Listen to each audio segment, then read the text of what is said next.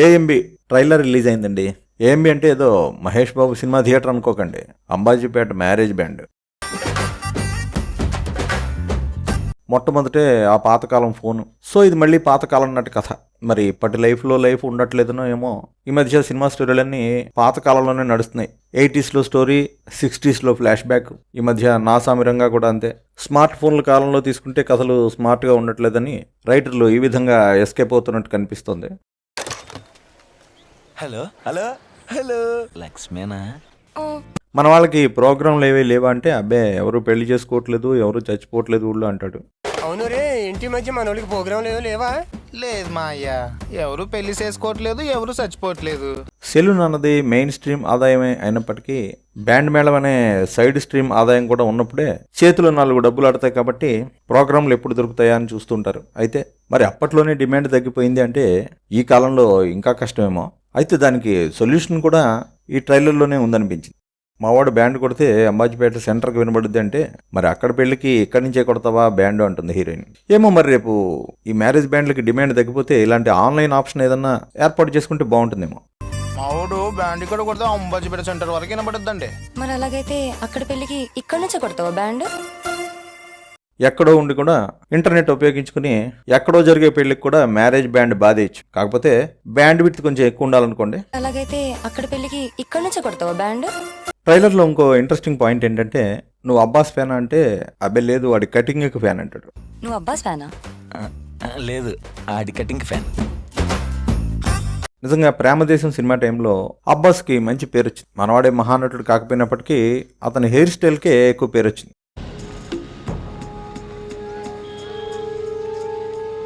శ్రీకాంత్ మొదట్లో విలన్గా చేసి తర్వాత హీరో అయ్యాడు. అతను హీరో అయ్యాక అతని హెయిర్ స్టైల్ గురించి కూడా వింతగా చెప్పుకునేవారు. అవును, మరి అప్పుడప్పుడు హీరోల్ని వాళ్ళ హెయిర్ స్టైల్స్ డామినేట్ చేస్తుంటాయి.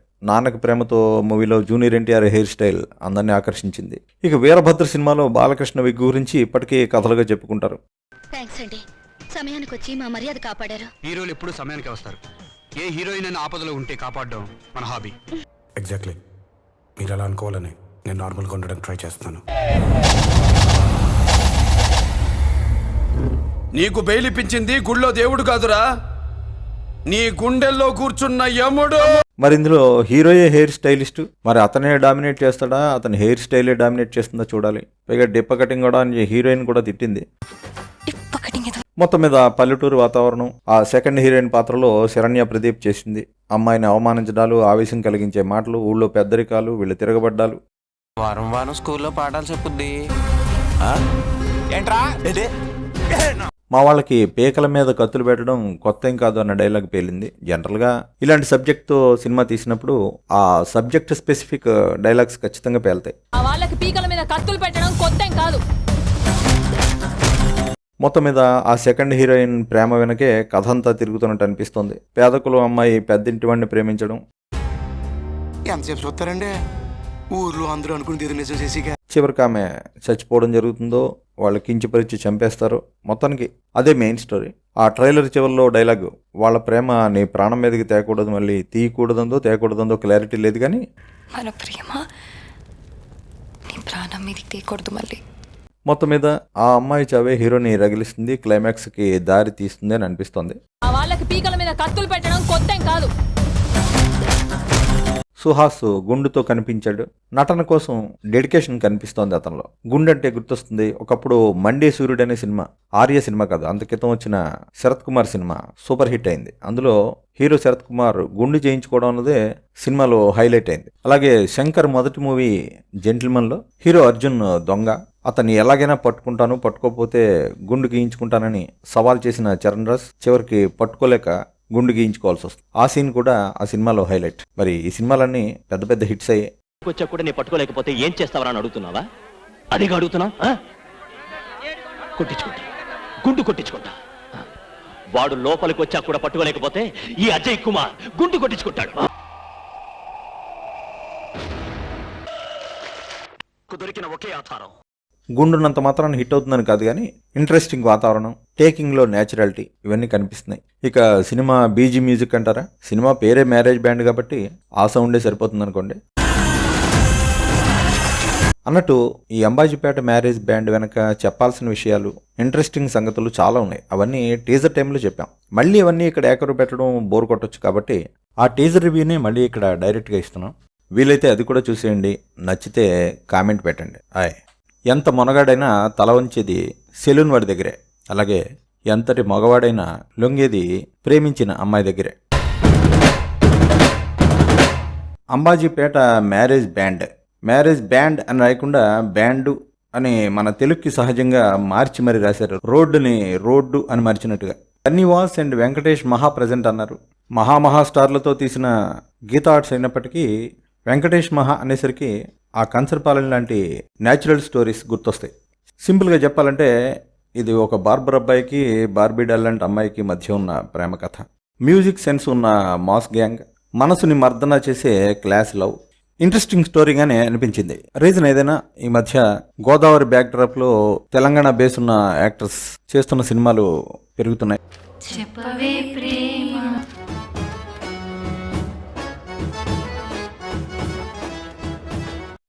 సెలూన్ మీద ఆధారపడి ఇప్పటికే ఎన్నో సినిమాలు వచ్చాయి. కథ పరయుంబోళ్ అనే మలయాళ మూవీ పెద్ద హిట్. అదే తమిళంలో కుశేలన్ పేరుతో వస్తే తెలుగులో రజనీకాంత్ జగపతి బాబుతో కథానాయకుడు పేరుతో రిలీజ్ చేశారు. ఈ మధ్య మహావీరుడు సినిమా తీసిన డైరెక్టర్ మడోన్ అశ్విన్ కూడా యోగి బాబుతో మండేలా అనే స్టోరీ తీశాడు. అది కూడా ఇలా సెలూన్ బేస్ ఉన్న మూవీ.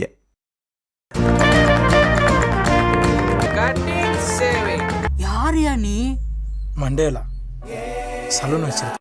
చాలా మందికి తెలుసు లేదు కానీ సంగీతంలో మహా విద్వాంసులకి లేనంత ప్రాక్టికల్ నాలెడ్జ్ నాయి బ్రాహ్మణులకు ఉంటుంది. ముఖ్యంగా గోదావరి జిల్లాలో పెళ్లిళ్ల సమయంలో ఈ మ్యారేజ్ బ్యాండ్స్ వాళ్ళు ఇచ్చే మ్యూజిక్ చాలా మందిని ఆకట్టుకుంటుంది. ఎంతో గొప్ప బ్యాండ్స్ ఉన్నాయి అక్కడ. జనరల్గా ఈ మ్యారేజ్ బ్యాండ్స్ వాళ్ళు పెళ్లిళ్లలో సినిమా పాటలని ప్లే చేస్తుంటారు. మ్యూజిక్ డైరెక్టర్ చక్రవర్తి సినిమా ఫీల్డ్లో పాపులర్గా ఉన్నంత వరకు ఇది బాగానే నడిచింది. కానీ ఇళయరాజా వచ్చిన తర్వాత కొంత ఈ బ్యాండ్స్ డల్ అయ్యాయని చెప్పచ్చు. ఎందుకంటే ఇళయరాజా సినీ సంగీతంలోనే ఒక కొత్త స్టైల్ తీసుకొచ్చాడు.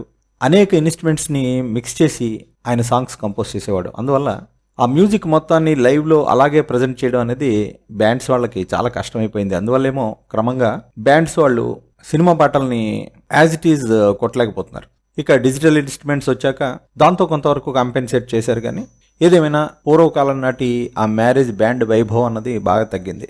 పైగా మ్యారేజ్ చేసుకునే పద్ధతుల్లో కూడా మార్పులు వచ్చాయి. పాతకాలం పెళ్లిళ్ళలా చేసుకోవడం కొంతమందికి ఇష్టం ఉండట్లేదు. అసలు పెళ్లిళ్ళే లేకుండా సహజీవనాలు మొదలైపోయిన కాలంలో పాపం బ్యాండ్ వాళ్ళ మోత వినేదెవరు?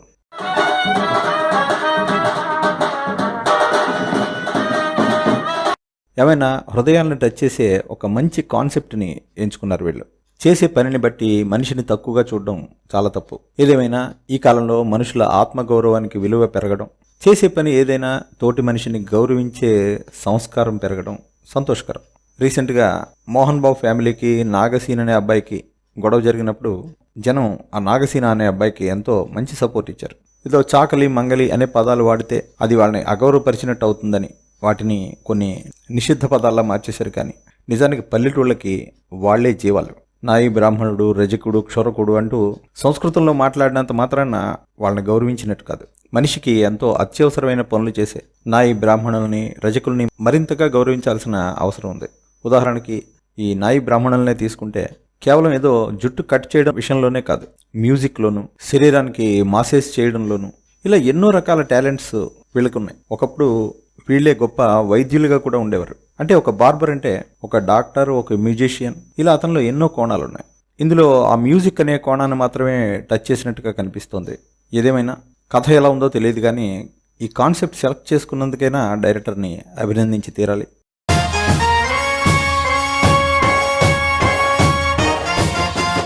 హీరో సుహాస్ కూడా నిజంగా తనకి సూట్ అయ్యే చక్కటి క్యారెక్టర్స్ తీసుకుంటున్నాడు, ధైర్యంగా చేస్తున్నాడు. కాకపోతే ప్రాబ్లం ఏంటంటే ఇతని సినిమాల్లో కాన్సెప్ట్ ఏదైతే సెలెక్ట్ చేసుకుంటున్నారో దాని మీద కాన్సన్ట్రేట్ చేయకుండా మధ్యలో పక్కదారి పట్టేస్తున్నారు. ఫర్ ఎగ్జాంపుల్, ఇంతకు ముందు వచ్చిన సుహాస్ మూవీ రైటర్లో ఆ రచయిత కావాలనే తపన, ఒక రైటర్కు ఉండే మైండ్ సెట్, దాని మీద సాగాల్సిన స్టోరీ పక్కదారి పట్టేసింది. ఆడవాళ్ళు ఒంటింటికే పరిమితం అయిపోతున్నారు అనే పాయింట్తో ఎండ్ అవుతుంది సినిమా. అంటే సినిమా స్టార్ట్ అవ్వడం ఒకలా స్టార్ట్ అయ్యి ఎండింగ్ ఎక్కడికో తీసుకుపోతున్నాడు.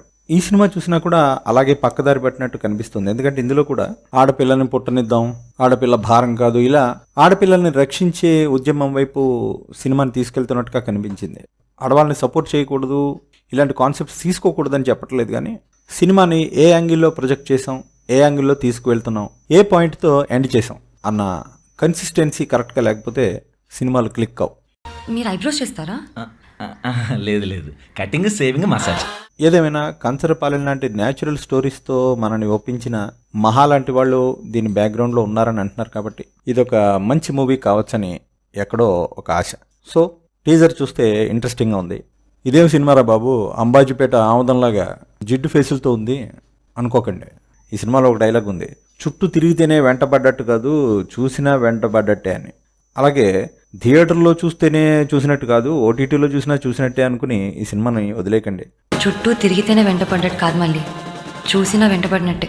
తక్కువ బడ్జెట్లో చిన్న నటులతో నిజంగా మంచిని చెప్పే సినిమా అయితే ఖచ్చితంగా ప్రోత్సహించాల్సిందే. కొట్టేది మల్లిగాడే ఉంటాడే. మరిన్ని మంచి వీడియోల కోసం సబ్స్క్రైబ్ చేయండి.